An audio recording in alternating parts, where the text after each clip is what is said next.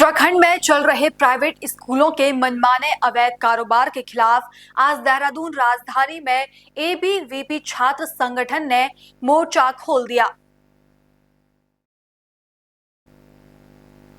जिलाधिकारी कार्यालय के सम्मुख विरोध प्रदर्शन कर उत्तराखंड के प्राइवेट स्कूलों द्वारा मनमाने ढंग से हर साल फीस में वृद्धि को लेकर, स्कूल यूनिफॉर्म में बदलाव को लेकर और सबसे मुख्य महंगी किताबों को लेकर आम माध्यम वर्ग एवं गरीब छात्रों एवं उनके अभिभावकों को हो रही आर्थिक मानसिक परेशानी को लेकर हल्ला बोला और जिलाधिकारी जी को ज्ञापन सौंपा और स्कूल की इस मनमानी को लेकर अवगत कराया।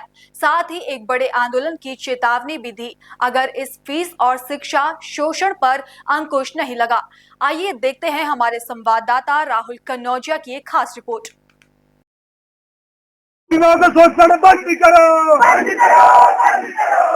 आज अखिल भारतीय विद्यार्थी परिषद देहरादून महानगर के आप सभी कार्यकर्ताओं का जिला कार्यालय देहरादून आप सभी का मैं हार्दिक स्वागत एवं अभिनंदन करता हूं। बहन और भाइयों, विद्यार्थी परिषद लगातार छात्र हितों के लिए आंदोलन करती रहती है और कई बार इन प्राइवेट कैंपसों के माध्यम से ये प्राइवेट कॉलेजों के मनमानी से विद्यार्थी परिषद को इस आंदोलन करने के लिए बाध्य हुआ। लगातार आप देख रहे होंगे प्राइवेट स्कूलों में किस प्रकार से अपनी मनमानी को चरम सीमा पर पहुंचा दिया गया है। चाहे मैं आपसे बात करूं फीस वृद्धि की, लगातार प्रति वर्ष फीस वृद्धि को इतनी रफ्तार से बढ़ा दिया गया है जैसे ये पैसा कहीं से आ रहा है। मैं बात करूं स्कूल में, चाहे वो क्लास टेस्ट हो, चाहे वो हाफ ईयरली हो, चाहे वो ईयर एग्जाम हो, उसमें रीएडमिशन लेने की या एग्जाम लेने की हर बार ये एग्जामों में स्कूलों द्वारा फीस बढ़ाई दी गई है। इसी मार्ग को लेकर आज हम सभी ने विद्यार्थी परिषद में एडीएम कार्यालय का घेराव किया। आप सभी कार्यकर्ताओं ने इस जुनून की सोच के साथ आंदोलन को सफल बनाने का आयोजन लिया, आंदोलन को सफल करा। मैं आप सभी का हार्दिक आभार एवं धन्यवाद करता हूँ। विद्यार्थी परिषद जिंदाबाद, जिंदाबाद, जिंदाबाद, विद्यार्थी परिषद जिंदाबाद, जिंदाबाद, जिंदाबाद, जिंदाबाद। ये भी मांग करने के छात्र संघ के महासचिव आपसे मैं आगे निवेदन करूंगा कि आप आकर वो सब हम सभी का मार्गदर्शन करें और प्राइवेट स्कूलों में किस प्रकार से पाबंदी लगे, किस प्रकार रुकावट हो, ऐसा मैं आपसे आग्रह करता हूँ। जिंदाबाद, जिंदाबाद, जिंदाबाद, विद्यार्थी परिषद जिंदाबाद, जिंदाबाद, जिंदाबाद। जैसा कि आप सभी को पता है कि आज हम यहाँ पे प्राइवेट स्कूलों में हो रही इनकी मनमानी फीस वृद्धि से लेकर संबंधित समस्याओं को लेकर डीएम साहब के ऑफिस में आए हैं। आप सभी को पता है कि यहाँ पे बहुत नामी स्कूल है जो कि मनमानी रूप से फीस में वृद्धि करते हैं। उनका ऐसा एक विशेषताई रूप है कि अगर कोई बच्चा अपनी ड्रेस लेना चाहता है तो वो उसी स्कूल से लेगा, किताबें लेना चाहता है उसी स्कूल से लेगा, चाहे कोई भी वो स्कूल से संबंधित कोई भी वस्तु खरीदता है तो बिल्कुल स्कूल से लेना पड़ता है। हमें लगता है कि ये बिल्कुल एक मनमानी है क्योंकि यहाँ पे एक गरीब मध्यम वर्ग का छात्र पढ़ता है। देखते हैं यहाँ पे उत्तराखंड में आप देहरादून देखेंगे किस प्रकार से वैसे भी यहाँ पे रोजगार की समस्या रहती है, साथ ही यहाँ पे एक सबसे बड़ी समस्या होती है शिक्षा को लेके। अगर आप देखेंगे कि किसी आप यहाँ पे आप इसी रोड से अगर डीएवी कॉलेज पर जाते हैं तो वहाँ पे बहुत से प्राइवेट स्कूल मिलेंगे जो मनमानी रूप से शिक्षा छुट्टी होती है और ट्रैफिक पे काम कर देते हैं और ना ही उनसे अपनी पार्किंग है, ना ही उनसे ऐसी व्यवस्था होती है कि वो एक स्कूल को बेहतर चला सके। परंतु कहीं ना कहीं किसी न किसी मिली भगत की वजह से वो बच्चों पे अपना अभिभावक से अपना फीस वृद्धि का जोर डालते हैं। आज यहाँ पे आप सभी उपस्थित हुए, आपकी सभी उपस्थिति में आज शासन और प्रशासन को बताना चाहता हूँ कि अगर जल्दी से जल्दी इससे कोई कार्रवाई नहीं होती है, प्राइवेट स्कूलों पर अगर इस पर अंकुश नहीं लगता है फीस वृद्धि में, तो विद्यार्थी परिषद उग्र आंदोलन के लिए बाध्य होगी। इसकी संपूर्ण जिम्मेदारी शासन और प्रशासन की होगी। और जैसे कि आप सभी को पता है कि आज हम सब यहाँ पे एकत्रित इसलिए हुए हैं क्योंकि जो प्राइवेट स्कूल है वो अपनी मनमानी कर रहे हैं। वो अपने हर एक छोटे से छोटे कार्यक्रम के लिए, यहाँ तक कि बच्चों को अगर को करिकुलर एक्टिविटी करवाते हैं, जैसे कोई खेल करवाना हो गया, कोई एनुअल फंक्शन करवाना हो गया, हर चीज के लिए वो अपनी फीस ले रहे हैं। क्या वो सही है? यहाँ सबसे जानना चाहती हूँ, क्या वो सही है? नहीं है। तो अगर बच्चा अपनी को करिकुलर एक्टिविटी नहीं सीखेगा, सिर्फ पढ़ाई से बच्चों का भविष्य में नहीं मानती किसी बच्चा सिर्फ पढ़ाई में अच्छा करे, उसके और भी फील्ड होते थे। खेलों में भारत अभी अपना ये सेमीफाइनल जीता है, ऐसे बहुत सारे हमारे फील्ड है। तो जहाँ तक मुझे लगता है और जहाँ तक हम सभी का मानना है कि इतना एक मध्यम वर्ग का जो आदमी होता है वो इतना फीस नहीं दे सकता है अपनी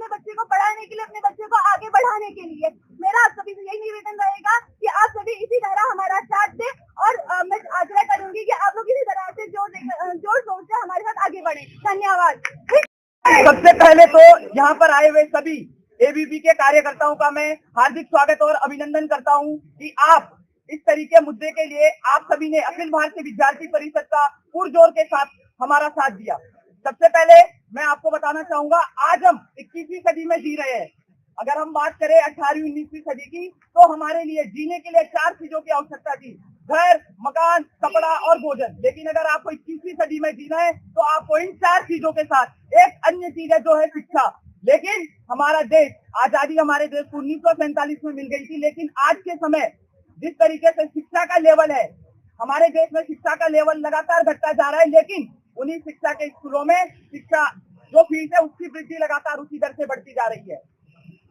हमारे देश में बहुत सी सरकारें आई, सभी ने सर्व शिक्षा अभियान, सब बड़े ऐसे कई अनेक योजनाएं लाई जिससे कि भारत में शिक्षा की गुणवत्ता को और अधिक अच्छा किया जाए। लेकिन हम पिछले कई सालों से देख रहे हैं, देहरादून ही नहीं बल्कि पूरे देश में जिस तरीके से शिक्षा के नाम पर प्राइवेट स्कूलों को व्यापार, एक बिजनेस का जरिया बनाया गया। आप आज भी देखोगे एजुकेशन सेक्टर के जितने भी बड़े बड़े मालिक है, उनका जो बड़ा से आप देहरादून में ही देख सकते हो, प्राइवेट जो स्कूलों के मालिक है वही, उनकी इनकम डे बाय डे बढ़ते जा रही है, लेकिन शिक्षा की क्वालिटी डे बाय डे गिरते जा रही है।